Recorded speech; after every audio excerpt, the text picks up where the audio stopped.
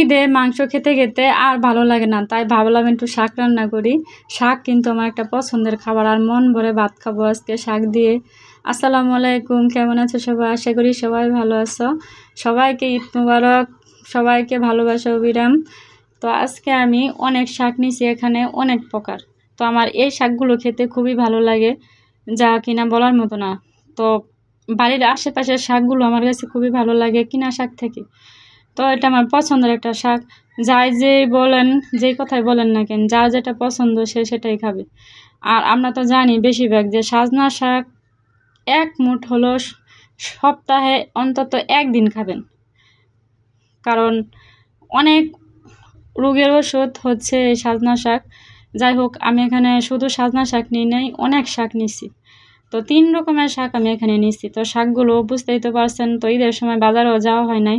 আর তাছাড়া আমি আগেই বলছি যে আমার বাজারের শাক থেকে বাড়ির শাক খুবই ভালো লাগে খেতে। আর আমি সুন্দর করে শাকগুলো গাছ থেকে নিছি, নিয়ে সুন্দর করে শাকগুলো বেছে নিছি।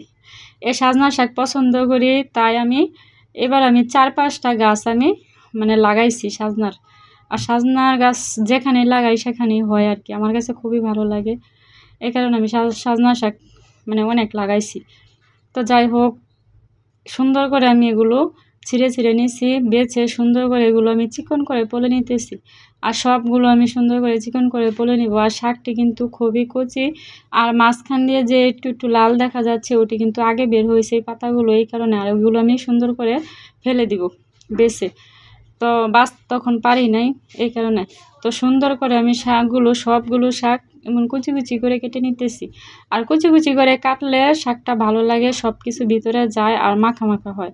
তো আমার এখন বাছা শেষ, কাটা শেষ। এই যে দেখেন, আমি কিন্তু কেটে নিছি সব কিছু। কেটে নিয়ে সুন্দর করে এখানে আমি ধুয়ে নিছি শাকগুলো। আর ধুয়ে নেওয়ার পর সুন্দর করে এখন আমি শাকগুলো বসিয়ে দিতেছি। সুন্দর করে তেল দিয়ে পেঁয়াজ রসুন পরিমাণ মতো আমার যা আমি ব্যবহার করি আমি তাই দিছি।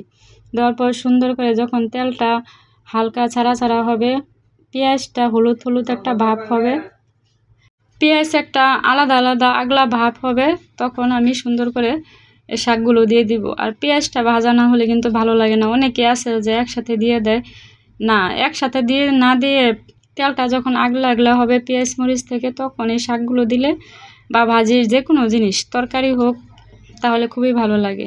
তারপর আমি লবণটা দিয়ে দিচ্ছি। আর শাকে তো আর কিছুই ব্যবহার করা লাগে না। সুন্দর করে শাকগুলো খুবই সুন্দর হয়েছে, আর খেতেও কিন্তু খুবই ভালো লাগছে।